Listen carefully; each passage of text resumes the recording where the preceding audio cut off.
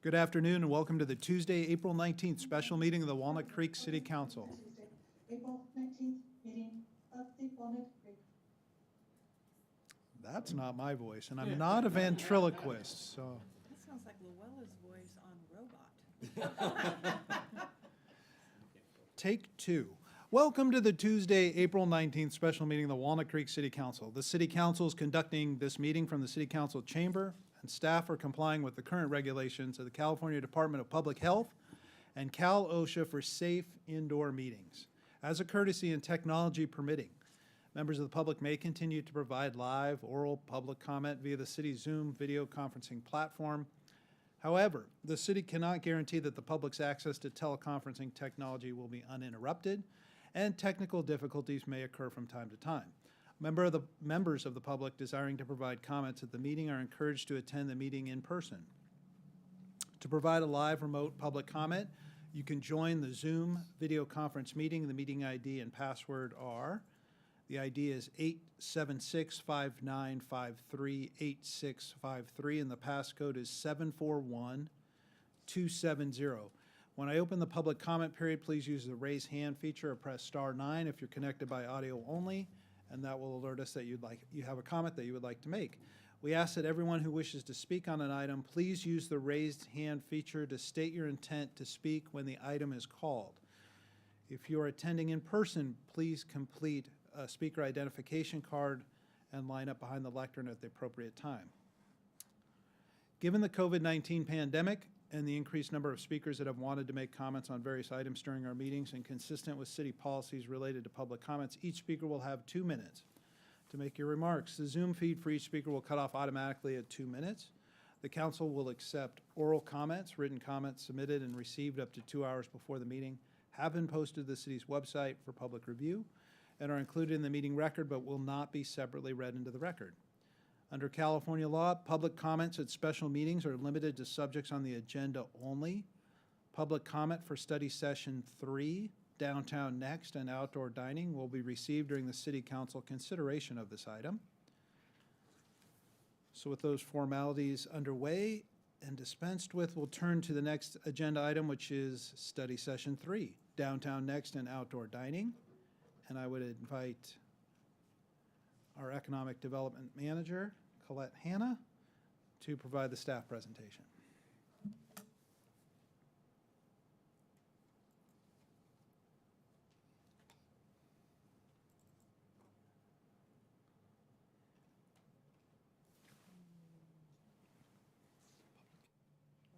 Actually, Mayor and Council, while Colette works on the technology, I'll go ahead and say a few comments. Terry Kilgore, Assistant City Manager and Economic Development Director. It's not what? It's on. Is it not broadcasting? It is? Okay.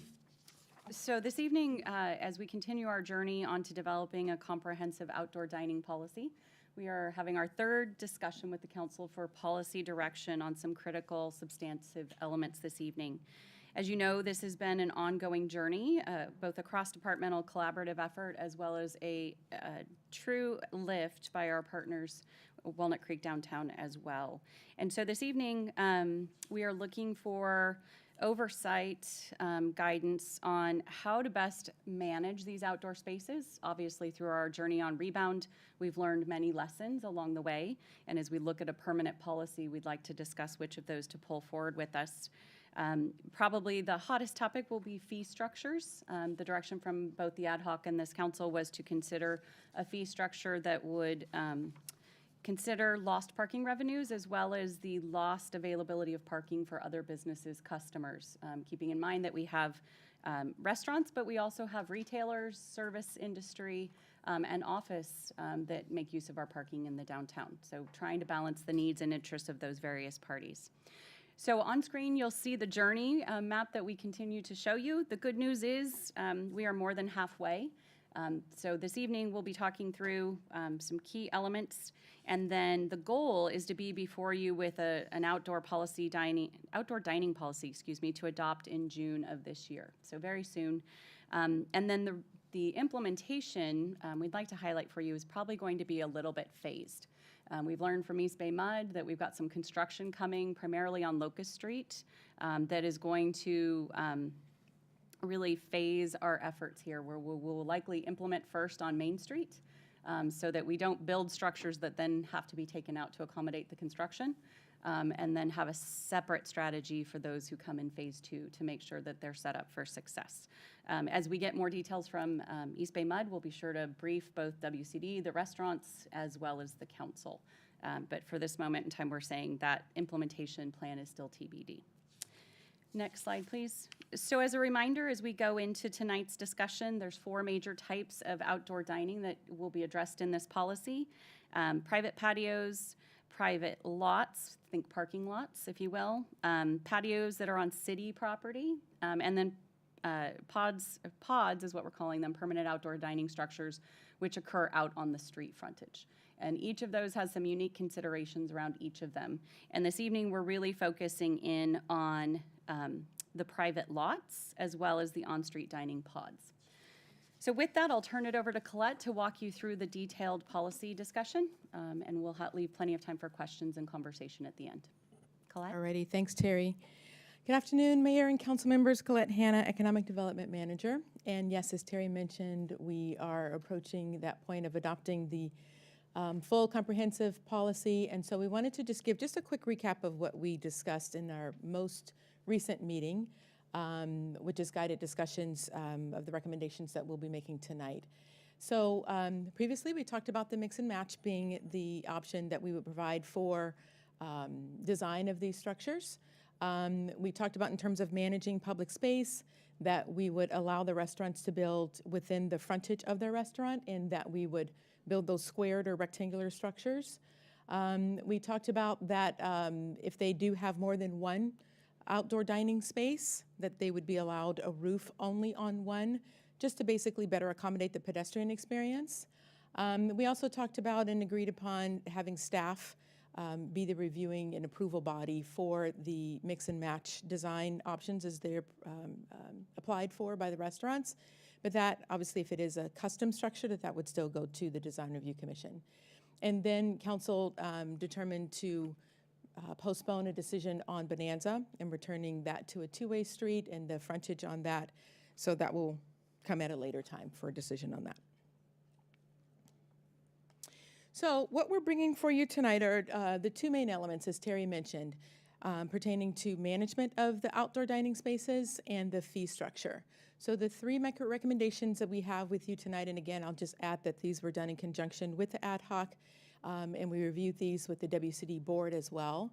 But looking at this management concept and using a operator's permit to manage these pod spaces as well as potentially other outdoor dining spaces.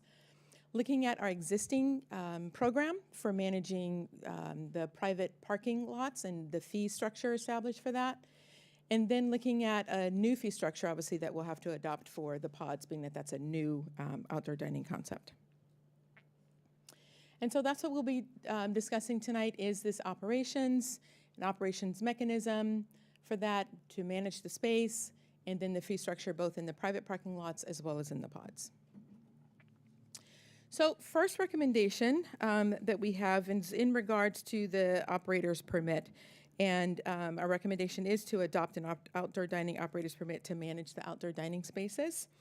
Obviously, there doesn't exist anything to manage the pods, since that's a new dining structure that we're now introducing. So this will give us the opportunity to do that, as well as I mentioned, do the management of all outdoor dining spaces in public and private patios, as well as sidewalk dining through this operator's permit. So we'll revisit this a little bit later on in the presentation, but just wanted to give you kind of an overview of the items that we are looking at that would be included in this operator's permit. One of the things that we would note is that the CUP process, and the reason why we're looking at this option of operator's permit, is that the CUP process can be cumbersome, can be difficult to revoke if we don't have compliance with the restaurants. The operator's permit gives us the flexibility, as well as allowing us to look at specific things that we want to apply in terms of our regulation and management of these outdoor dining spaces. So again, we'll come back to these specifically to look at. The ad hoc asked us to review these with the full council because they do impact the overall downtown environment.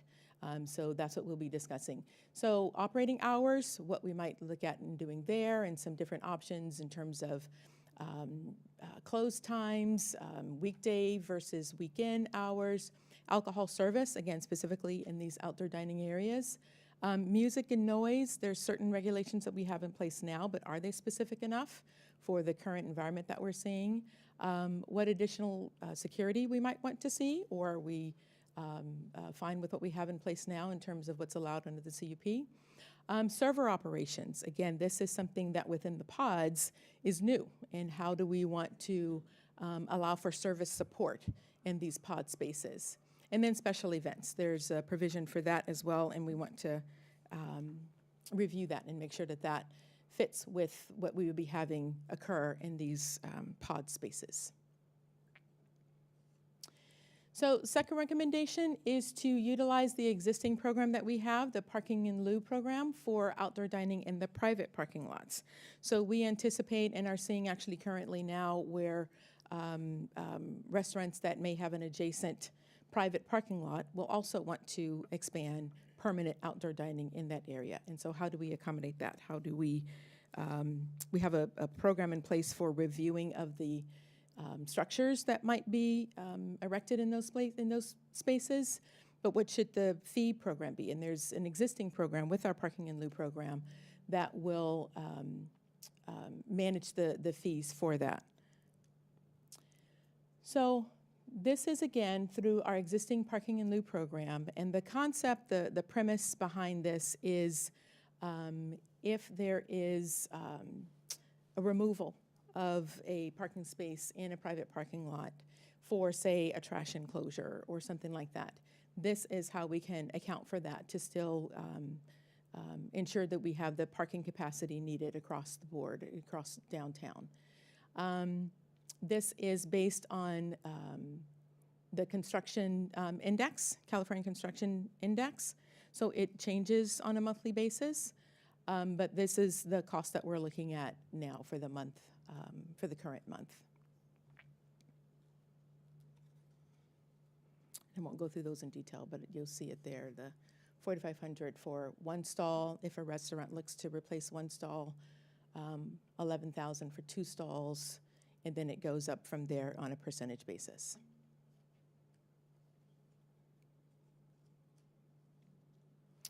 So then the third recommendation is to adopt a rate structure based on a square footage rate for the pods. Again, these are the on-street spaces that are new, that we don't have anything in place for those currently. So the rate structure that we're proposing is consistent with standard real estate lease rates and how those are established, which are by square footage. And it allows for the varying pod sizes. So I'll go through that so that you can get an understanding of what I'm referring to there. Whoops. There we go. So what is proposed is a rate of $48 per square foot. That is for the space itself of the on-street dining space, the pods space. And it includes what we anticipate will be needed in terms of enforcement, program management. So it's an all-inclusive rate of $48 per square foot, again, for the space itself. What we also did was try to look at what the overall cost would be for a restaurant looking to build a pods space based on if they had a structure with a roof or a structure without a roof. So that's what you're seeing there in terms of the difference in the high and the low, the high being obviously with a roof, the low being without a roof. And these are estimated costs, but we know that this is what each restaurant will have to basically undergo in terms of building out of pods.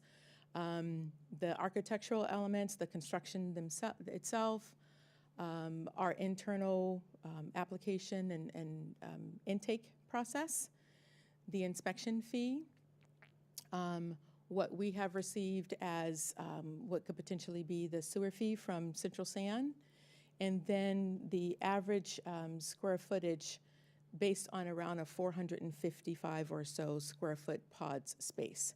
So again, these are estimates, and again, based on if they have a structure with a roof or a structure without a roof.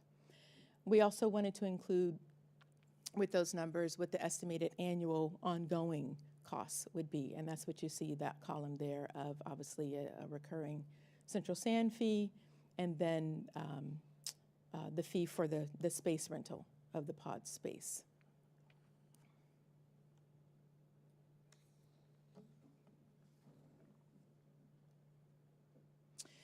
So again, in terms of what we're recommending tonight, and we'll wanted to allow enough time to be able to go through these in detail, is the adoption of an operator's permit to implement that for management of the pods as well as for outdoor dining spaces in general. To use the existing program, the parking in lieu program, for the fees for any outdoor dining in a private parking lot. And then the fee structure that we suggest in that rate of $48 a square foot for the pods, the on-street spaces. So just a quick recap of kind of where we've been and where we're going next.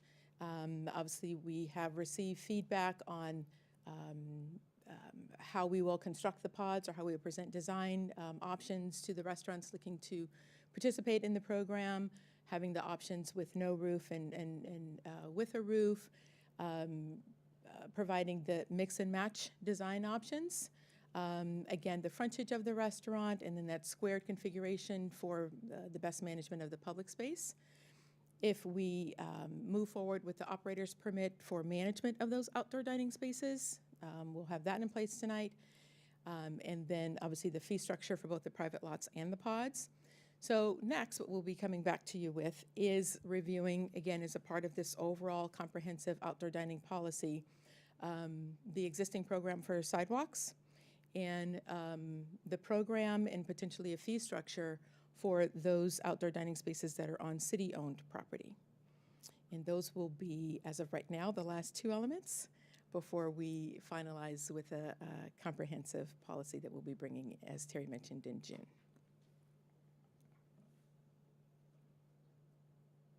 So with that, I will leave it to you, Mayor, to get us through the discussion in looking at these various elements. We do have this information available. And my apologies, I don't know if that's as small on your screen as it is on this screen. It is. Is it really small? Okay. It looks really, really tight. I might see if I can just adjust it on here so that we can go through the specific options. And this is also noted in your staff report also, of the specific options for the outdoor dining. Okay, I have a feeling we'll come back to that slide, but maybe we can start with questions, and why don't we start with the members that are not on the ad hoc? So Councilmember Darling, any questions? Thank you. I am going to have some questions on the slide that we can't read. Yes. My apologies. But, Because we have to discuss it. yeah. And this is more coming from my lack of understanding, because I have not dealt with the in lieu program before. But what's the rationale for starting out with one stall with 10% of the cost, but asking for full coverage of the cost if you're doing 5 stalls? Do we Right. know? I would ask if Haley Crawford, who's our senior planner who manages this program, can give you all the details on that.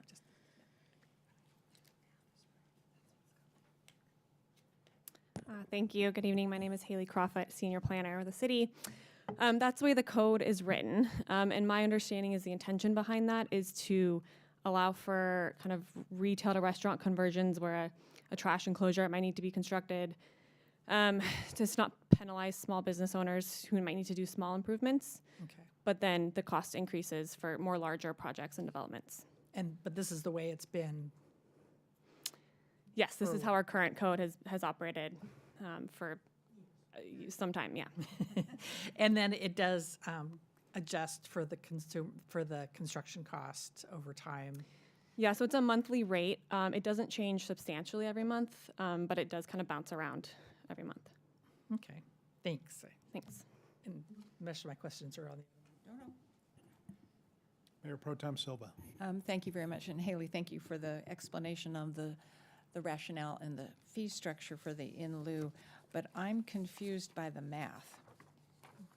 When I look at what the staff report says and what the slide said, it says the first stall is basically 10% of the cost of the in lieu space, which I assume is $45,000 based on what this says. And I'm looking at Steve Waymeyer also because these costs come, I think, out of Public Works and feed into the building department. But then I'm confused by the $11,281 for 2 stalls, which if 2 stalls are $90,000, $11,000 is not 25% of the cost. 25% of the, that's the percent It would be for of 1 stall. So Is it per stall or 11,281 for 2 stalls? Well, let's, So if I'm doing my quick math, that would be for 2 stalls. So each stall would be 11,281. okay, that- so it's for 2 stalls, 11,281 per stall. For 3 stalls, it's 22,562 per stall. I'm also looking at Brian Hirahara, who's had to pay these for some things. And am I That's interpreting this now correctly? That's correct. The one thing I'll just clarify is when you get to the 5 stalls, as it's represented in the staff report, that is a total representation. So obviously it's not So it's 225,000. actually 45,000 times 5. Correct. So that would be a representative of all 5. Perhaps we need to reconstruct the table and how we're explaining it to the public, because this could get very confusing to the plethora of restaurants that may want to do this, as opposed to a large developer or something like that.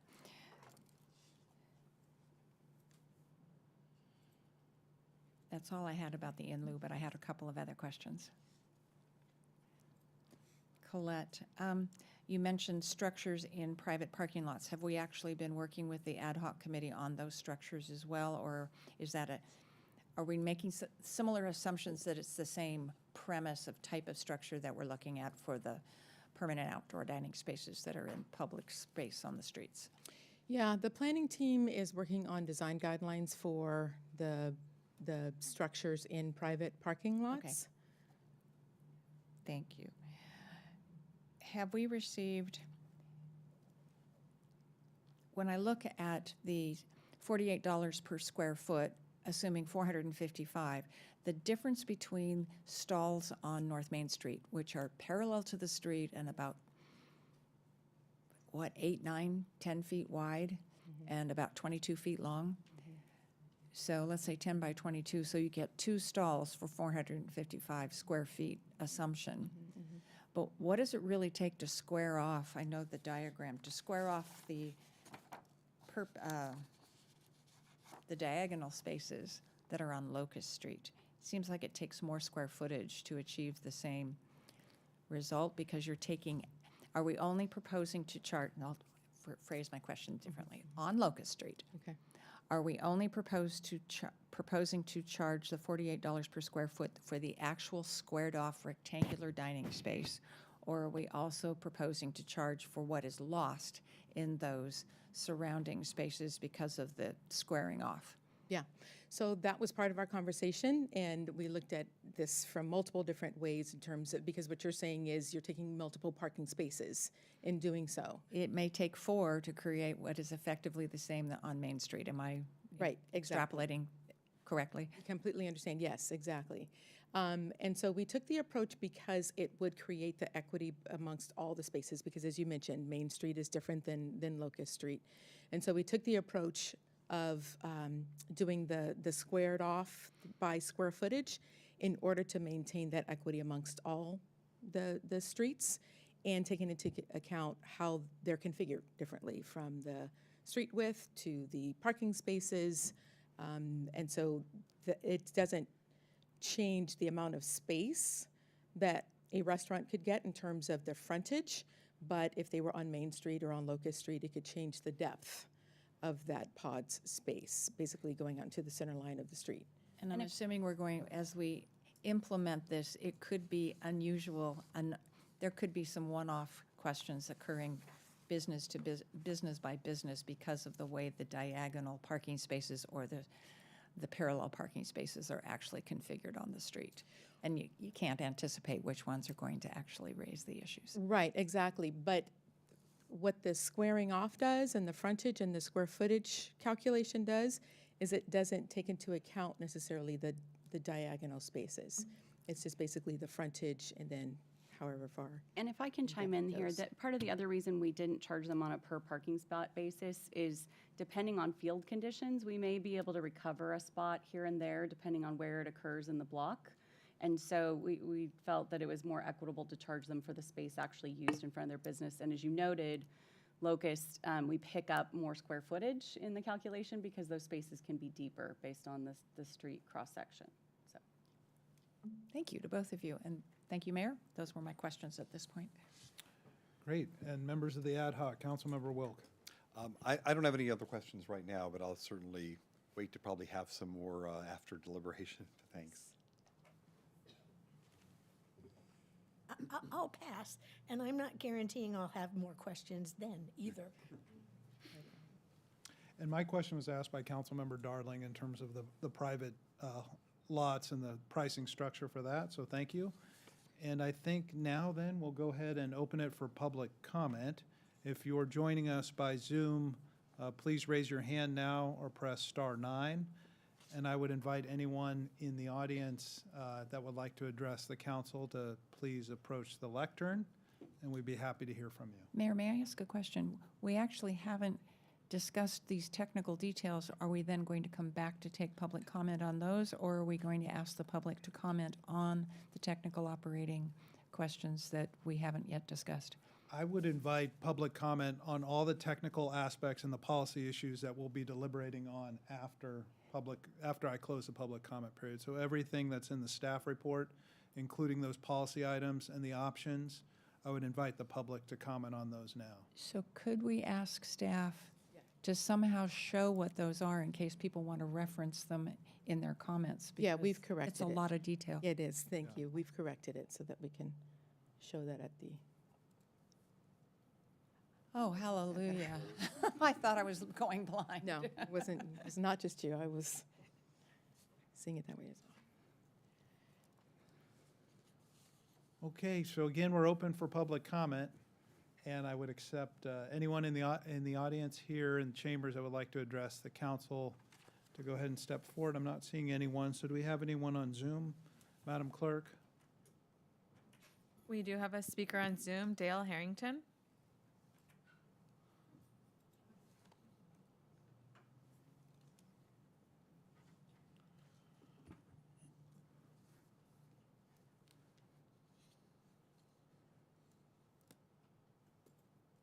Yes, can you hear me? We can. Welcome, Dale.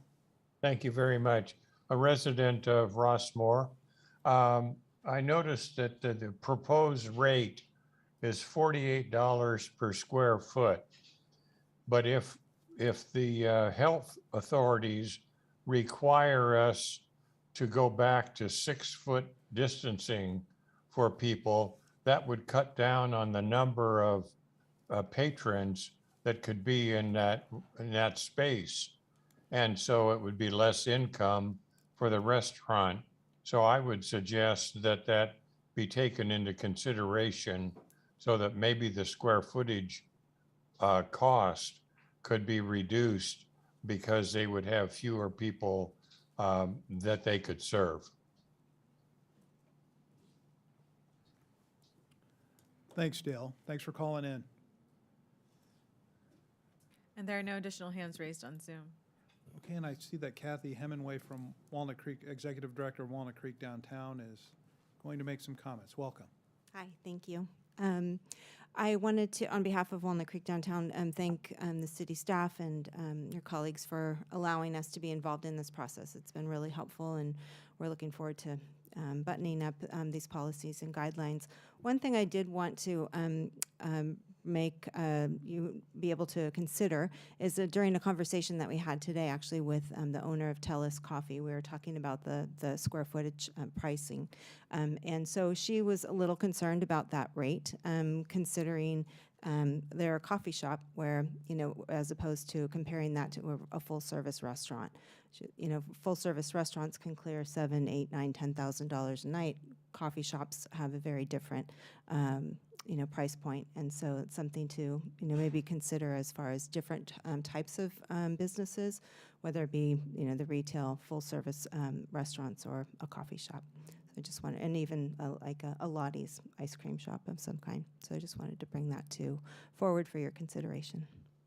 Thanks. Thank you. Any other public comment on this item? Not seeing any, so we'll go ahead and close the public comment period and then bring it back to the council to discuss the policy issues, primarily dealing with the operator's permit. Is that right, Colette? Yes, it is. And we will go back to the previous slide where we can start with the hours of operation discussion. Okay.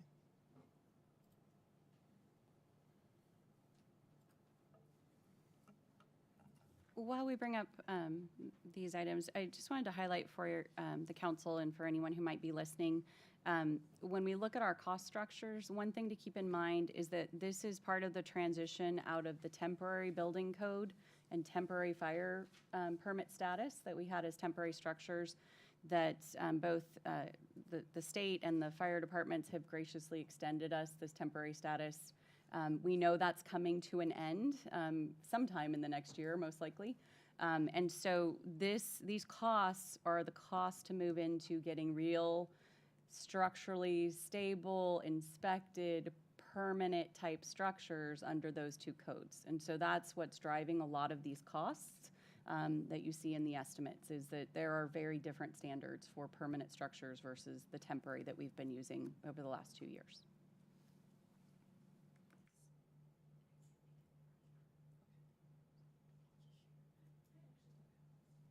Councilmember Haskew. And it's one of those, I don't know to whom to address it. And it is related to the issue of the coffee shop versus the full-blown restaurant. When we went back and we talked about what the general plan was, I think we decided we wanted all of the pods to be relatively the same depth from the sidewalk to the center, to the street, in the street. It seems to me like on those things that are ice cream and quick turnover, a bite here, a sip there, they don't need as much square footage as, say, a full restaurant where people are sitting and dining and things like that. Am I remember correctly, and do we have something that we need to bring back to rethink how we am I putting A and B together? And it's a good question, and it's a little bit dependent on their physical location.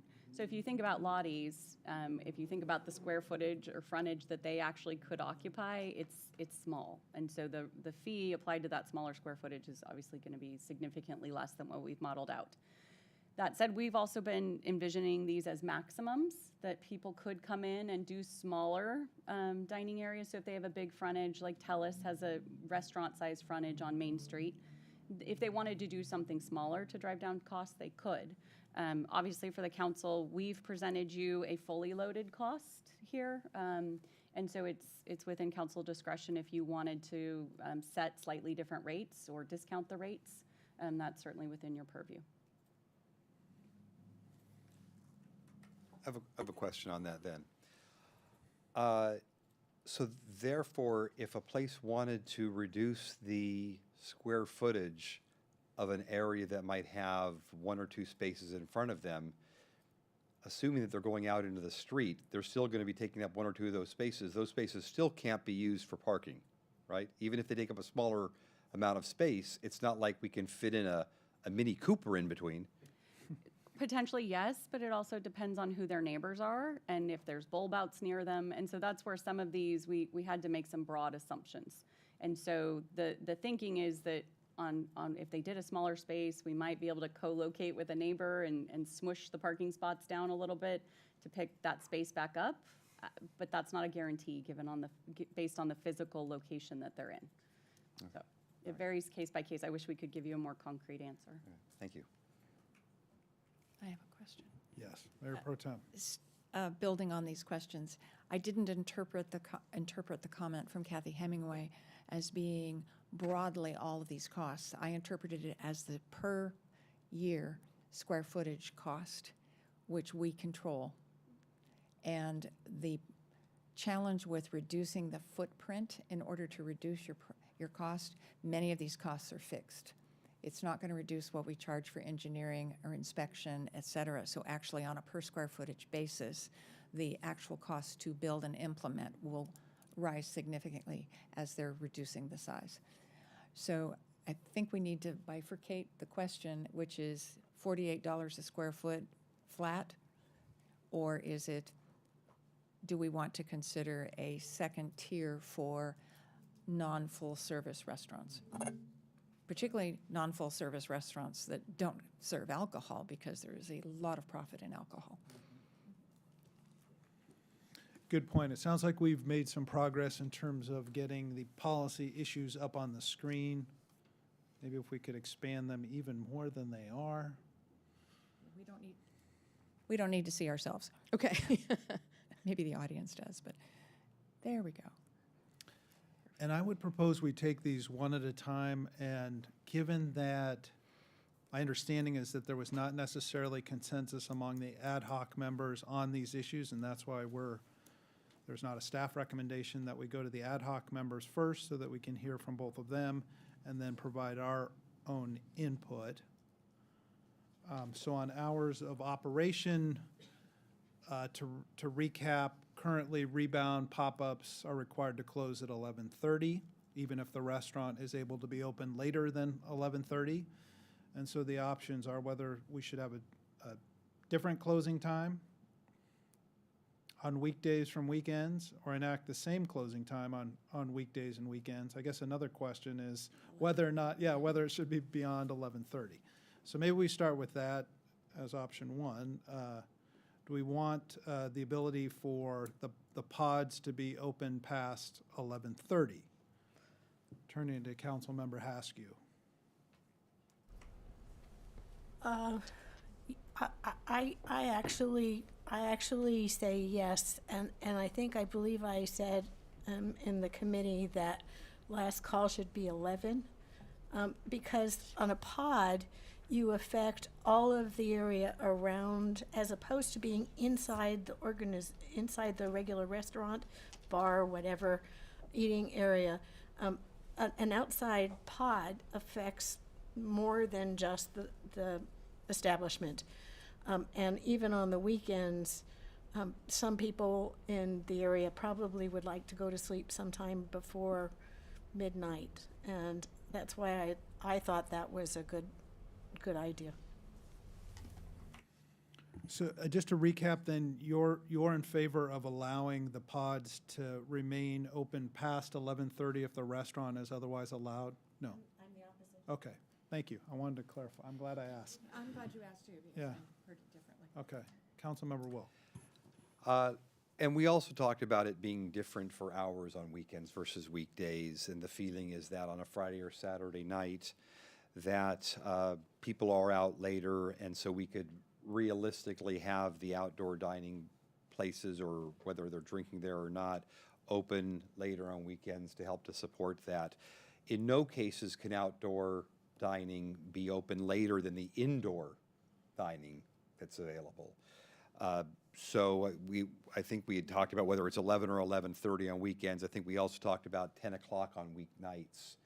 And I think it was really just between 11 and 11:30 that we didn't come to consensus on whether it should be on the weekends. And in either case, I think that's reasonable. It is downtown, and some of the residences that are downtown being respectful of them, especially on weeknights. But on the weekends, the indoor activity can still occur. They just can't be outdoors after, whether, again, it's 11 or 11:30. Okay. I think we have spun through 3 answers, and I'm getting mixed information, so maybe, maybe we'll clear it up because you guys have talked about it so much. So Councilmember Darling, make it crystal clear for all of us. I will make it crystal clear, nothing good happens after midnight. That's my mom vote. I think I agree with Councilmember Haskew that an 11:30 cutoff with an 11 o'clock last call seems to make sense. It'll move people out of there and help with the noise. I am not sure that we would need to make a different ruling on weekdays versus weekends.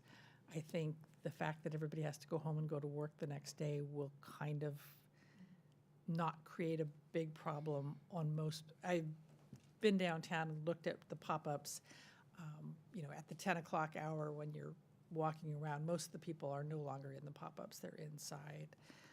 So I would be supportive of an 11:30 close time, an 11 o'clock last call, and that's just weekdays and weekends together. Mayor Pro Tem Silva.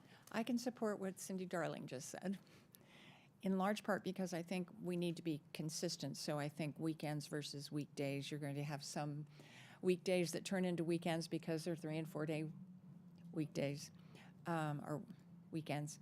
I think it's important to conclude this at 11:30 because at a certain point we are not dining anymore, and therefore it's not public outdoor dining spaces. We are actually public outdoor drinking spaces, and that's not what I think we should be encouraging because that creates a greater level of problem for many reasons. As they spill out, they attract other people to spill in. The security has problems handling it. So I would agree with no later than 11:30, last call at 11, and everybody can go inside. And then what about the differences weekdays versus weekends? I think we're okay by just assuming that people go to work. Maybe they don't anymore, I can't remember. But I think the work week will self-monitor that. Yep. Councilmember Haskew. And I'm totally fine with the conclusion so far. I just want to know if it turns out to be a giant disaster on the weekdays without an earlier close, we still have the right, how do we fix it? Because it's an operator permit, is it greater flexibility to just? And we can do it by, Right, the council could change the regulations, you could change the close time for weeknights, and then in the worst case scenario, when you renew an operator's permit, you could impose the earlier time period. So this doesn't have to be one at a time, one conditional use permit at a time, which is the way we've had to do it. Well, these would be the operator permits, and so that they would be associated with in terms of a time restriction. So the council can change the basic requirements of the operator's permit prospectively at any time. And then if they wanted to impose that, in the worst case scenario, you would impose it when the operator's permit is renewed, which is annually. So really, this has to be phrased, if I'm also looking at it, it will be the same closing time as the business establishment, but no later than 11:30. So if something can stay open till 1, they're at 11:30. If something can stay open only till 10, they're at 10. Yes. Yes. Correct. And if I can add to that, what this also allows us to do is if we have a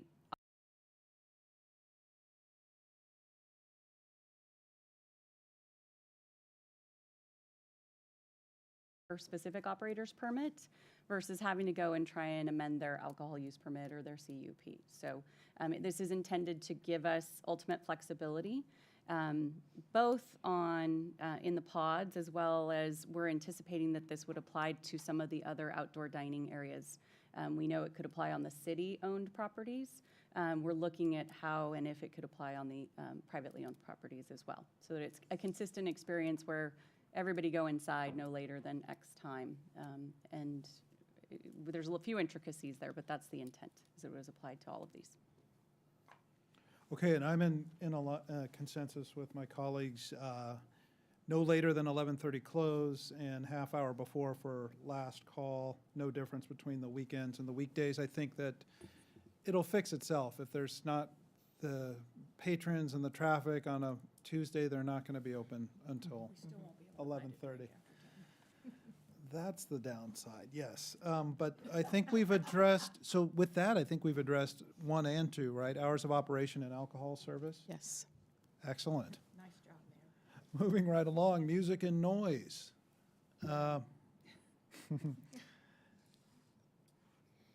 So maybe Colette, you can refresh that currently how we regulate we have a noise ordinance? Yes. And how do we enforce this? It's if the noise or the music can't be heard 50 feet beyond the source of the music, which is, can be somewhat difficult to regulate depending on your hearing. And so that's what we're looking at. And again, this operator's permit gives us the opportunity to be very specific in how we want to do that. So is it possible we can do a hybrid 2 and mix and match, for instance, 2 and 3? Yes. That we do it at a distance standard and then we end the music at the last call, essentially? Yes, yes. These are just basically presented as things for consideration. You can go beyond these, however you deem appropriate for implementation through the permit. And if I can add, part of the problem with the current noise ordinance is 50 feet away, when you've got 4 pop-ups right next to each other, gets really messy. Who's generating the noise? And 50 feet, it could be really close if you're 5 feet away, or really loud if you're 5 feet away. So that's where we're finding the current noise ordinance is a little bit wobbly. Good word. Can I ask a question? Did anybody discuss the engineering reality as buildings get taller, they are basically creating canyons for noise to reverberate in? No, and I think that's, again, why a permit is desirable, because field conditions are going to change over time. And so this gives us that flexibility to come back and modify where we have issues. Sorry for raising. Councilmember Hastert. You didn't hear me saying it depends on the weather. If the wind's blowing the sound the other way, it's an entirely different thing. It's really, truly very difficult to measure decibels in a active area, and golly knows with the cars that go through, all bets are off anyhow. I think we have to find a way that is reasonable so that people are aware they can't blast sounds as if they were trying to amphitheater, and they can. I mean, I literally hide behind trees when we go to a rock concert because I can't stand, even with earplugs, I can't stand the level of noise.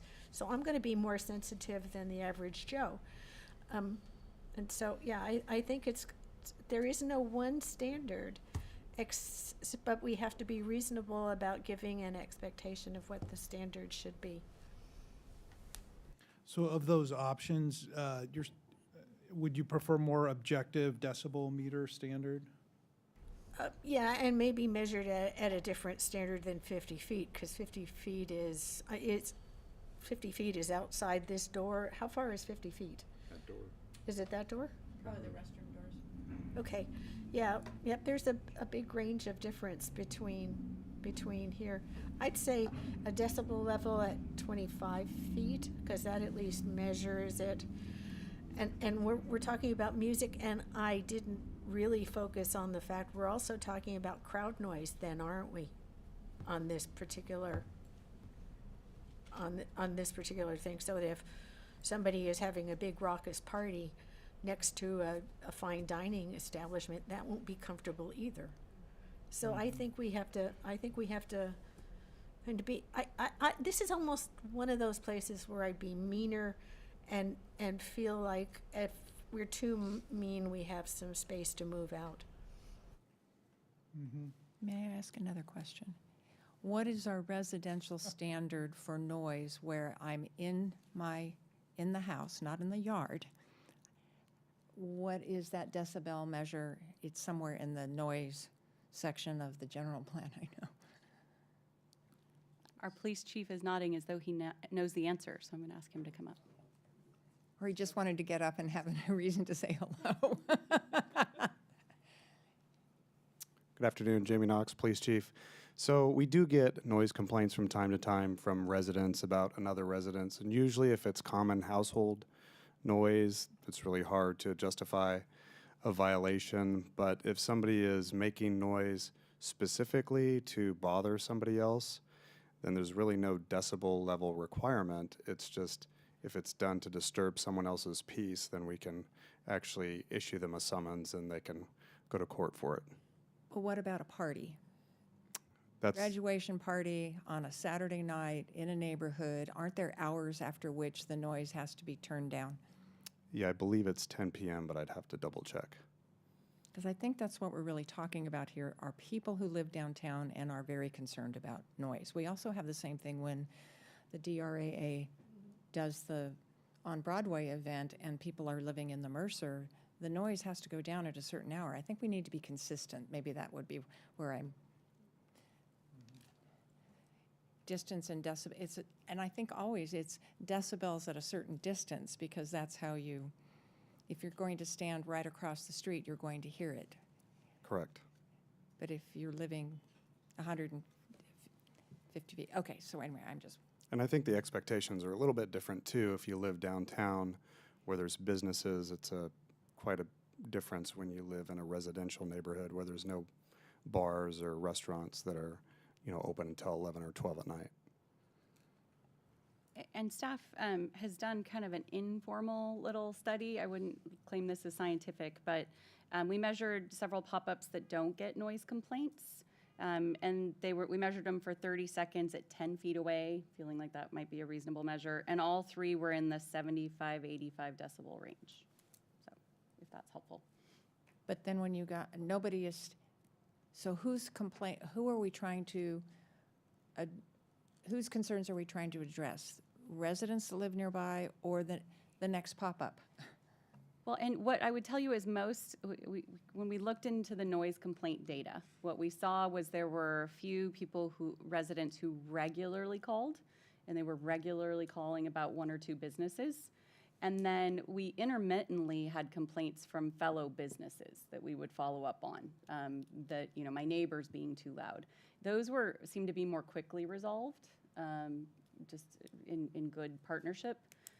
But it is a fair question. So far, it's not been a huge number of residents that have complained, at least actively. So it doesn't answer your question of what we're trying to resolve, because I think it's both, but it's hard to set that standard very clearly. What is the source of the noise complaints? It's often music. Some of it has been general disturbance. Whenever you've got folks out and maybe they have a little too much fun, there's yelling at each other on the street. Mostly it's been music. And that isn't limited to amplified music. We've had a few instances where somebody had, a multiple-piece band playing loudly that generated complaints. So that's why you didn't see us make a distinction between amplified or not, because some restaurants are wanting to pipe out their iPod playlist, or iPad as my daughter would tell me, iPad playlist, and they do it, quietly on speakers, and it's fine, but it's the boisterous music that gets out of hand. Mr. Mayor, my understanding is a majority of the complaints that we do get are from residents, not other businesses. And then we do have a good number of complaints that come in regarding disturbances that are usually involve two people fighting, and sometimes more. Okay. Sure. Thank you, Chief. And so again, the ones that are normally the call-ins from residences, are those from the same few people? A significant portion are from the same people calling in, yes. Okay, all right, thank you. And not all of those calls go to the police department, just to be clear. Some are going to the code enforcement group. So we did our best to combine all the data, but there may be other pockets that we're not capturing. One more question for the chief.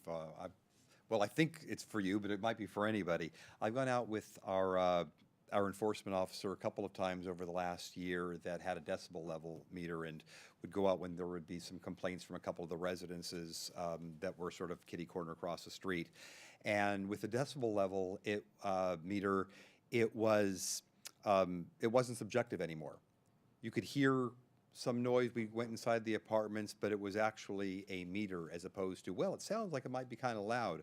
So I liked the fact that it wasn't subjective. And so I would ask the police chief, what is the preference? Is it more of, well, we'll see if it's appropriate at this time, or would you prefer something where officers can say, well, according to the meter, it's too high? Well, certainly having well-defined rules makes it easier on everybody. It makes it easier for us to enforce the law, and it makes it easier for businesses to have clear expectations. Okay, all right, thank you. Mm-hmm. And so in terms of these options, Councilmember Wilk, did you have a strong preference? I prefer a decibel meter just because there's no ambiguity. What might sound loud to one person might not to the other person. So I just think that it allows there to be a little bit more of a fine line on there. And I certainly think, though, as we just talked about before, that ending the music at a specific hour tied to last call makes a lot of sense. Mm-hmm. Can I ask a question? Councilmember Wilk, are you saying a decibel level such as 62 at a certain distance and indoor or outdoor? I mean, all of those are variables, I think, of what, it's not only the number, but it's How far away? how far away and whether that's a number interior or exterior outside the building. I mean, I'll jump in. Generally, how you would assess noise impacts is at the sensitive receptor. So the sensitive receptor here would be the closest residential unit. And whatever the noise is, if it's audible at the property line to that nearest sensitive receptor, and it's over the decibel level, then you've got a noise impact. So we have to pick a decibel level that outdoor will always be louder, but it will be. Right, because the building itself is insulated and buffer. is supposed to reduce noise levels by 20 decibels or something like that. So Sounds like you've had a few conversations about this on behalf of litigated some noise clients. issues, yes. Okay, so Councilmember Darling. So I think I agree with Councilmember Wilk that a decibel measurement is appropriate, and we should set it so that it is protective of, those that are impacted, or either residences or adjacent pop-ups. I think we're going to end up punting it back to staff and letting them go do some homework. But one of the things that I think we need to be cognizant of is that this, unlike when we considered the standard for the protesters, there is a big ambient background noise in downtown Walnut Creek on a Friday night, and I don't think it would be useful to say, well, the cars that are going by are louder than that. I think my expectation would be that the standard that we're looking for is less loud than the guy that drives by the city council meetings. So that's kind of where I'm going. And I like the idea of when it's last call, that's when the music, the performers, the whatever gets turned off at 11. City Manager. Let me just add something, if I may, if the direction ends up being to pursue a decibel level and staff to do a little more homework on what that might be. I think something that could be helpful is, what is the intent? Is the intent that the music is background and it's not front and center as the main entertainment? Or would the level be set to as if it's a band or a performance or amplified music, and that's really the main intent, is to hear the music? I think some guidance along those lines could be helpful in terms of setting a decibel level. I think that's a great way to frame the conversation. And any other council members do you want ambient background, or do you want Poison and White Snake? Councilmember Haskew. I want Chicago full brass. I'm not sure I'm technically capable of answering the question. I do know that ambient music is pleasant, and if I appreciate that ambient music is meant to be background to start with, and therefore that would be the standard. I'm not sure how we get from standard to decibel level, but that's tolerable even to me with my oversensitive ears. Yeah. I think that's going to be a challenge because the places that have had noise complaints in the past, those businesses that are targeted on the music is the star, and it's not ambient. People aren't going to Dan's or Bourbon High, where formerly the Broadway Club, because they wanted ambient music. They were there to listen to music and to listen to potentially a band. I mean, Retro Junkie, I think, is another example of those are bands that are there. It's not ambient music. And I think that's a fair point. I myself would prefer that activity happen indoors versus in the pods. So I'm fine with it happening, but it should happen inside a building, is my take. Yeah, I would support that. I know that we want to have places for people to go hear live music, but I think the intent of the pods has always been to provide an outdoor dining experience and not an outdoor concert venue. And an outdoor dining experience implies, in my mind, an ambient noise level. Mayor Pro Tem Silva. I agree with, well, let's do the intent first, that I think for dining, you want ambient. And in fact, I was someplace downtown 2 weeks ago, and the two of us could not hear ourselves speaking with the level of the volume level on what the four-piece music group wanted to do, because they wanted to perform. But I think we have to be respectful of the other restaurants that would have outdoor dining as well, because they side by side, their guests should be able to talk to each other. I think entertainment belongs on the inside. If you go into Retro Jockey, the entertainment is on the inside. The outside is cornhole and games and talking. I think we need a decibel level, and that it should be, in that case, we're now talking that the decibel level won't impact residents as the night wagers on, and I think the sensitive receptor approach, where it's exterior noise level, but recognizing it'll go down 10, 15, 20 decibels for the interior. That way, the police department doesn't have to be going in to measure it inside someone's home at 11 o'clock at night. That doesn't sound, there's some assumptions. And I think the last call then can be used as the hour of operation. I'm in general agreement with everything Mayor Pro Tem Silva said. I think that we probably already have those decibel levels set in our general plan or noise ordinance that we can draw from. So we'll move on to security. So this is something that's currently within the CUP that the restaurant receives. And so basically what we're asking here is, do we want to continue, do we want to change it for the pods versus bars? Same for both. And again, these are just options for consideration. You can go above and beyond or more lenient than these.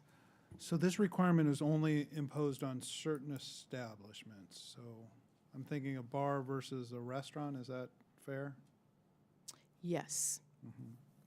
Well, that line's blurry, because what we've seen is after a certain point in time, some of our restaurants shift to acting more like what you would consider a bar acting like.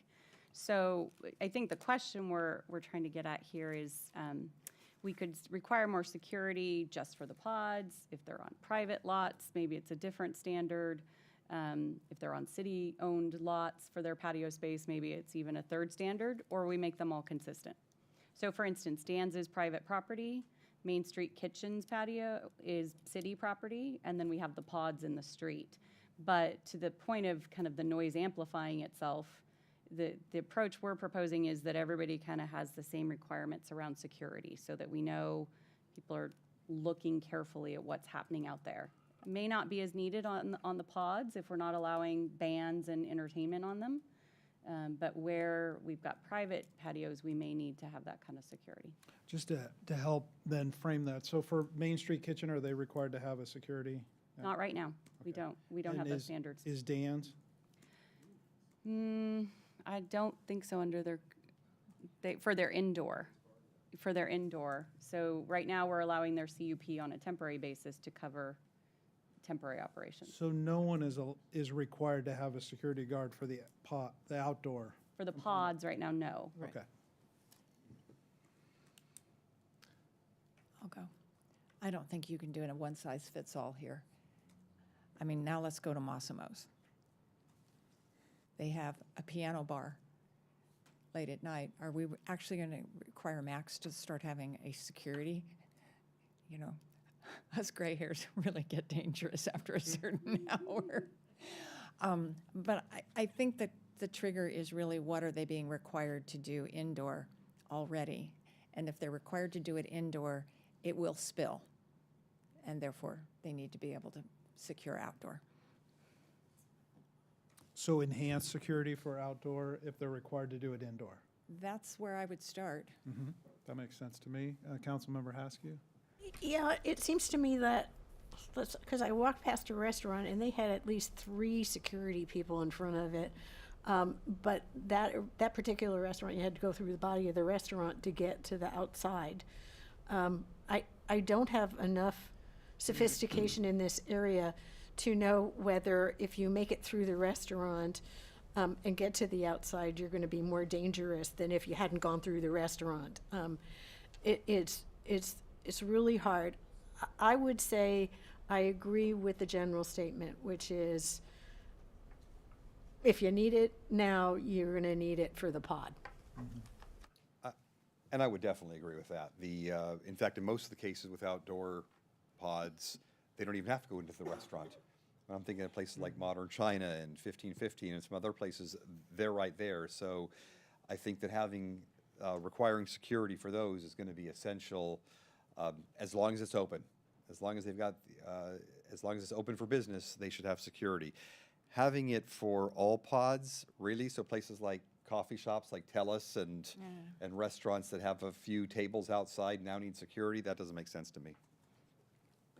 Try one of the- Councilmember Darling? And I think I'm in agreement with the discussion about if they require security for indoors, that should include the outdoors. The one caveat, this overlaps a little with the next item, special events. If they are starting to charge a cover charge to come into the pod, then I would want to see security at that point too. That becomes an entertainment venue then. Yeah, yes. And And that overlaps with special events, and we'll have to talk there. I'm in agreement with my colleagues. Okay, great. If we can move to the next slide. So this next one is looking at server operations and special events, and then anything else that you might want us to consider. So with server operations, what we're basically looking at here is, again, a new space, and it's kind of based on some of the patterns that we've seen within the current spaces, where some of the wait staff might move some of their support items into the pods. Or do we want this to have a portable bar as something that I believe a police officer had mentioned. So what do we want to restrict basically within those pods spaces? So for example, we had some who started to set up a bar. We had some that were dragging out bus areas, right? And so then you start to attract flies and all of that kind of smell in the heat. So in Rebound, what we've kind of said is none of that, like none of that out on the patios or the pods. All of that should be interior functions. And so our ask here is if you'd like to continue that approach or if you wanted to modify that really. Councilmember Wilk? Yeah, I think that only makes sense to continue that approach. If it's an outdoor dining usage, it's for outdoor dining, not for storage and other things. And the whole idea that we're even here talking about this is how to make it beautify the area as much as we can for outdoor dining. So I think to keep it for that purpose does make the most sense. And And even the portable bar, if there's going to be a bar function, they should be doing that from inside. And then servers might provide that outside, not be outside like it's Bourbon Street.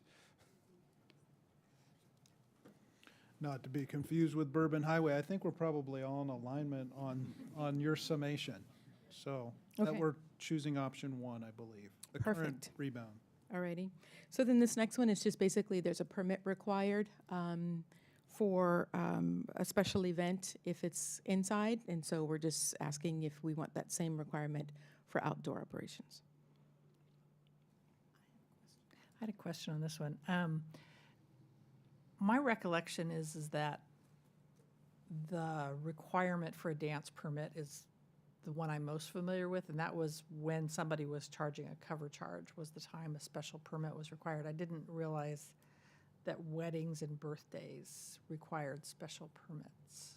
If it's more of an event of some sort, and it may not necessarily have a cover charge associated with it, but if it is some kind of an event associated with it, basically, that, maybe it's closing down the restaurant or something like that. Okay, so it's more of a completely taking over.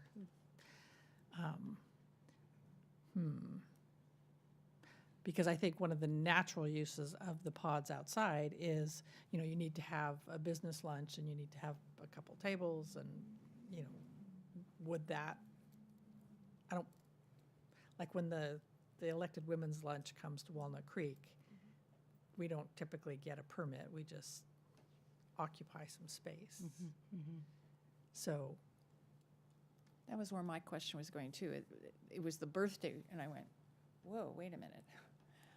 So, Well, there are several sizes of birthday parties. well, I know, but so we're not getting, this is not measurable.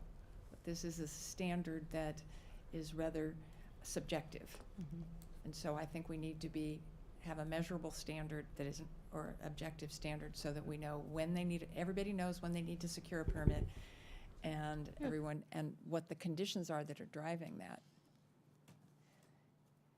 So one option could be if the area, and it's again more than the pods, if the entire area is dedicated to one restricted function. I mean, part of the logic in the special events in the past is you're using public space, and so should that be space that's open to everyone? This is completely an optional one for council if we want to be a little more laissez-faire and see how the businesses go. It's something that if a problem emerged, we could come back to this at some later date if it becomes an issue. But we just wanted to be clear that we've had some interest from businesses to hey, I want to use this whole thing for a function that's not open to the public. And we just didn't want that to be a surprise to the council. But once they're paying rent, Yeah. I think we kind of stepped away from free to the public. I agree, and I would say that they would need a special event permit if one were otherwise required by the code. I thought it was more of a dance permit too, that if you would need that if you were doing it inside 1515. So if you need it inside, you would need it outside, but otherwise not try to regulate birthdays or weddings and things like that. Okay, so the last one, we just kind of left open, considering things like the renewal, what that time frame would be, could be done on an annual basis, consistent with their, when they renew their fee for the space itself, as well as penalties and how we want to implement those. Establishing a fine structure is an option, revoking the permit for a time frame that we could establish if they're not abiding by the rules established within the permit. On the last one, I think we should start with warnings, then go to fines, and then, last resort would be revoking the permit, which I think we can only do at a hearing, and then on the renewal, I think it should be renewed annually. I think it should be renewed annually, but I'm not sure you need a hearing permit if these are not issued through a hearing process. What does the lawyer say? Not you. A real lawyer. No, you are a real lawyer. Cindy, can you repeat that question? I'm sorry. So what the mayor had suggested was that issue first warnings, then go to revoke the permit, but that might necessitate a hearing. Would that necessitate a hearing if they haven't, this is not a CUP, this is an operator permit that is being issued through a ministerial process? To, Revoke the operator permit or Yeah. revoke it for a time being. yeah, I mean, Penalty box. no, I understand that. You likely, since you're revoking a right that you've granted to them, it would require some form of due process to them, whether that's a hearing. It might just be an opportunity to challenge and make their case known to the final decision maker. Which is the city manager, not us. Right. Let's be really clear. And to be Have clear, we- and- Swipe. I'm sorry, Terry, go ahead. I was just going to say, and part of our mechanism here is intended to be a license agreement. And so this really was intended to be a little more ministerial and to keep us out of some of the bigger processes. So I think to Steve's point, we would have an appeal process baked in if they wanted to appeal. And then, in practical reality, if they're still unhappy, they're going to come before the council anyway.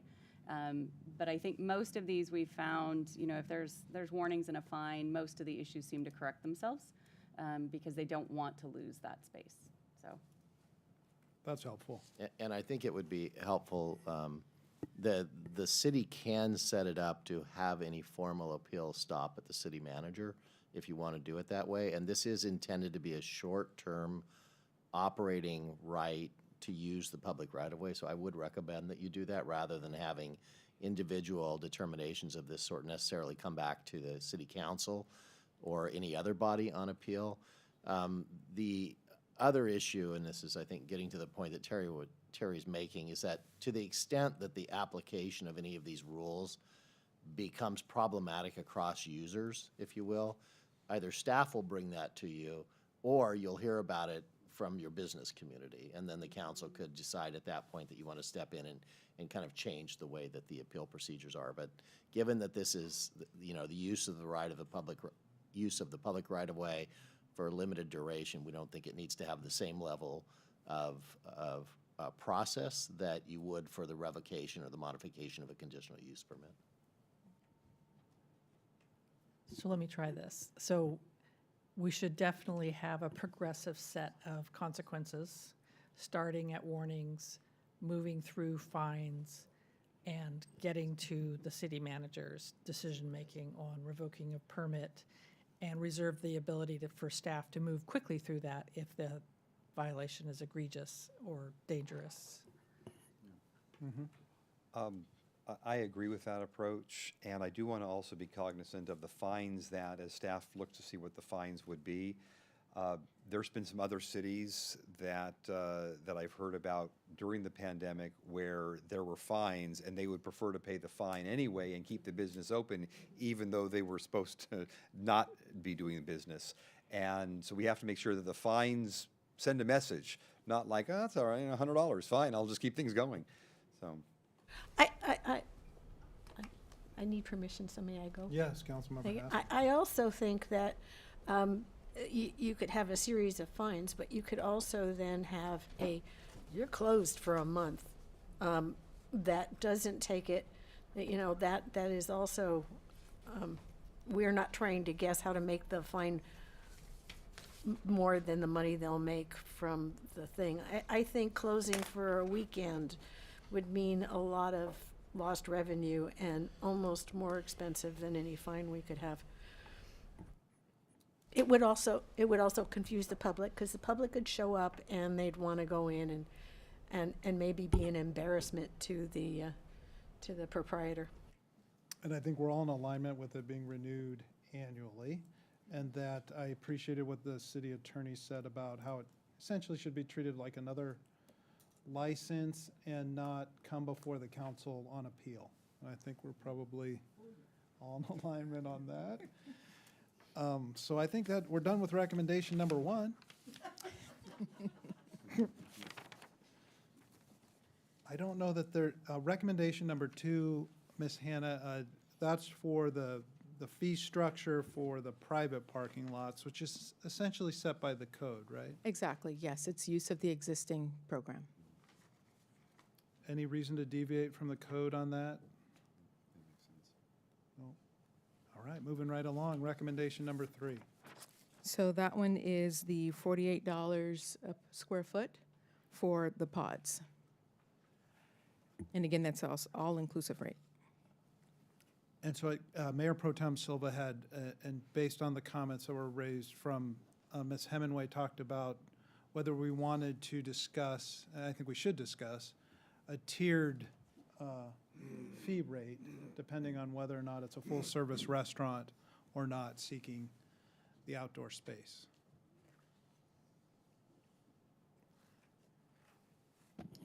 Can I offer That's that? what I would propose, because I think we want places like the coffee shops and an ice cream shop that is not serving hamburgers or beer or cocktails or a full-service dinner to have an opportunity to use the outdoor space as well. It activates it more during the morning as opposed to evening. Sorry. That's okay. I just wanted to add a couple comments for consideration. You know, I think in theory, you know, I understand the rationale makes sense. I just want to be mindful of the administrative burden and the changing nature of businesses. And that as businesses change, their business model may change. As an example, I think TELUS was you'd mentioned earlier as an example, if I recall correctly, they also sell alcohol. You know, their business model may change where they sell more alcohol than they do coffee over time. We don't know that. And if there's a reduced rate, there are some other businesses where it's a little more fluid as well. So I just caution that, as this could become an administrative challenge, to put it mildly, in trying to gauge the profit margin of these businesses and what we should set a rate at accordingly. So if we head down this path, we'll need to have a way to try to simplify this so that it doesn't become too complicated about which types of businesses would get which type of rate. Because as you may imagine, there may be considerable lobbying in terms of trying to get a certain rate, which could become challenging. Is it possible to have one rate, but the ability for some subsidy or the city kicking in depending on an annual basis for a particular business through a competitive process? I think there could be, but I think the same issue would exist in terms of how do we define what that differentiation would be between the different business types and who would qualify for a subsidy or a different rate than others. Councilmember Darling. Yeah, I think I understand the difficulty in identifying one versus another. It's like, is it a restaurant, is it a bar, is it a coffee shop? In my mind, the only bright light is, does it have a liquor license? If it has a liquor license, It's got to be serving food or it's a bar. yeah. And if it's got a liquor license, then it must be serving food, and therefore it would pay the higher rate. And I know there is fluidity in business models downtown, and so this might not work for the business that brought the issue up. But otherwise, you're just getting into these varying degrees of who's a bar, who's a restaurant. If you put Jameson in your coffee, is it still coffee? Yes. I think that Put Jameson in, you have to have an alcohol license. So I look at this a little bit differently. This is the public space, and people are not able to park in these spaces because the businesses are deciding to use those spaces. And well, we're looking at the square footage cost because there's the angled parking versus the parallel parking. And we were originally looking at this as $2 an hour times 10 hours is $20 a day, times 30 days would therefore be $600. And it generally, it's about that. And so does a business that wants to use that space, that is taking away the convenience of a parking space by the public. Do they want to pay essentially what comes to $20 a day, give or take a little? I understand we're looking at square footage right now, but give or take a little. There is a cost to that, and I get uncomfortable when we're looking at making a tiered approach to the kind of businesses that it is, and therefore they might be earning more or less. They're still using the same public space, and they're still taking away a parking spot. And I don't think by increasing their square footage by as much as it is, that allows them to serve that many more people, that's a great benefit. They are paying far more per square footage to be in their indoor space on Main and Locust Streets. Those were good comments. Councilmember Haskell. And when I'm talking about when we're talking about a coffee place and an ice cream place, those aren't necessarily requiring sit-down time.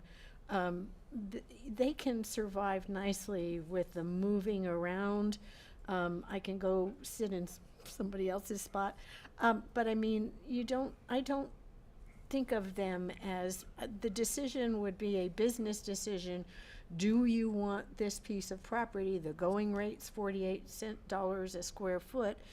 Do you want it? If you do, we're behind you. If you don't, then don't. Yeah, I appreciate the comments and the thought that's gone into this. I guess what I would add too is that the city has sponsored pop-ups downtown, which are supposed to be open for anyone and any businesses, customers to use. So we have those on both Main and Locust. We also have things like around the Fountainhead that is a bench that someone can sit on. When I was at Telus earlier today, I did notice that no one was sitting in the outdoor space. Someone, I think, from the ice cream store next door came over and sat down in it, and it's a nice space, but I think we're looking for something more permanent, which requires an investment, which requires something a little more significant, probably, for this to go forward. There we go. Sorry, listening to Councilmember Wilk, I think I would have to agree with him that we are giving up the public's parking, and it will be a business decision. So I'm fine with a uniform rate for that. I've been persuaded. And I thought the city manager made a good point that businesses change, and how do you define what a business is? So I think we're then in a. I'm okay, because I also did some math, and one parallel parking space at 22 by 8 is roughly 176 square feet. You can do this for under 10,000 a year if you do small enough and you want the extra. We also have the opportunity in the future of looking at some additional public parklets that we could intermix that allows for that convening for customers from coffee shops, ice cream parlors.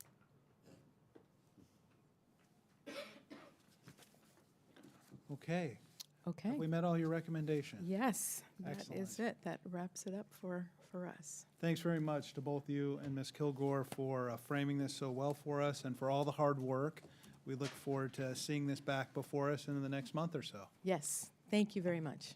Yeah, and if I could just add, Mayor, before we wrap up, there are a lot of folks that put a lot of effort into this. I just want to thank all staff, many of whom are here, and others who are watching elsewhere. This really has been a cross-departmental, citywide effort, so thank you for everybody bringing this forward. Thank you, City Manager. And then we are adjourned until our 6 p.m. regular meeting tonight.